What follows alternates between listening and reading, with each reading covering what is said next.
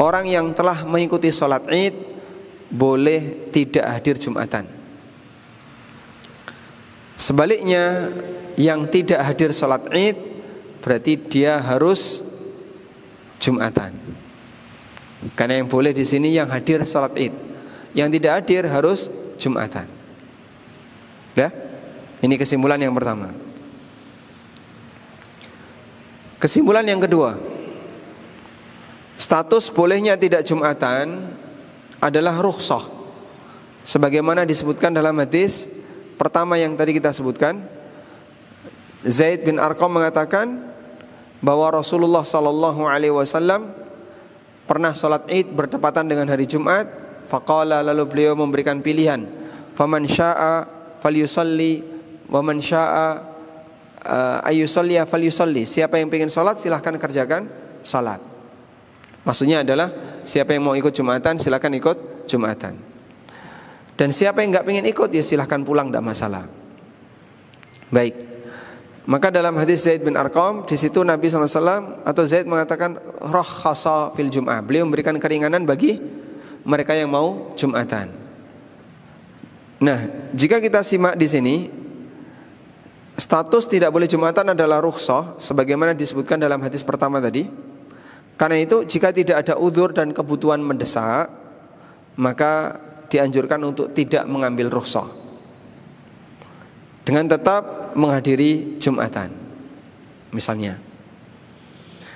Jadi pada posisi ketika dia cukup longgar, mau Jumatan santai, enggak Jumatan juga bisa, maka sebaiknya Jumatan. Di masa Utsman, orang yang boleh tidak Jumatan hanyalah ahlul awali. Siapa Pak ahlul awali itu? Mereka yang tinggal di pelosok, di kebun-kebun kurma, di area-area yang jauh dari Madinah, itu namanya ahlul awali. Mereka kadang nomaden, ada orang-orang Badui yang tinggal sekian kilo dari Masjid Nabawi. Nah, saat sholat Id mereka datang. Utsman memberikan keringanan. Siapa di antara ahlul awali yang mau pulang silahkan pulang, gak usah balik. Yang mau nunggu Jumatan silahkan nunggu. Jadi beliau memberi pilihan. Nah, ini menunjukkan bahwasanya ketika ada sebagian orang yang masih ingin Jumatan, berarti kan harus disediakan fasilitasnya. Oleh karena itu Jumatan tetap ada, tapi makmum punya pilihan antara mau ikut atau tidak. Cuman kalau masjidnya Jumatan tetap ada. Sehingga ketika di hari raya, apakah tetap dikumandangkan adzan Jumat? Iya, walaupun hari raya. Tapi katanya Jumatan tidak wajib. Jumatan tidak wajib bagi makmum, tapi pengadaan Jumatan harus ada. Sehingga yang belum sempat sholat Id, dia ikut Jumatan, maka harus ada yang mengadakan. Karena itu Rasulullah SAW mengatakan, wa inna mujammi'un, dan kami mengadakan Jumatan. Karena beliau berstatus sebagai apa? Kepala negara, sehingga beliau Jumatan di Madinah tetap dijaga. Selanjutnya, apabila di masjid itu tidak ada Jumatan, maka sikap yang benar jangan ngadain Jumatan. Terus gimana Pak? Itu bukan wewenang makmum. Nah terus di sini nggak ada yang Jumatan, di KM-nya pada sibuk noto daging, sementara masjidnya ditinggal. Ya sudah, kalau demikian kamu salat duhur. Loh, saya pengen Jumatan, nanti gimana kalau salat duhur? Karena kamu ada uzur di sini. Masjid di kampung kamu tidak Jumatan. Sehingga dalam hal ini salat duhur dan itu dikerjakan sendiri-sendiri. Prakteknya sebagaimana dilakukan oleh siapa tadi? Atha bin Abi Rabah. Ketika beliau menceritakan pengalaman pada saat Abdullah bin Zubair menjadi khalifah, maka Abdullah bin Zubair ketika hari raya bertepatan dengan Jumatan, beliau tidak Jumatan, tidak keluar. Akhirnya para sahabat yang ada ketika itu mereka sholat sendiri-sendiri. 2 rakaat sebagai salat sunnahnya, lalu salat duhur sebagai salat wajibnya, kemudian 2 rakaat ba'diyahnya. Sehingga cara mengerjakannya sama persis seperti salat duhur. Ada qobliyah 4 rakaat dan ada ba'diyah 2 rakaat plus salat duhur di tengahnya. Dah?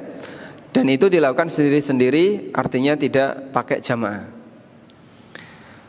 Berikutnya, tidak dianjurkan, tidak disyariatkan untuk azan di selain masjid Jumatan.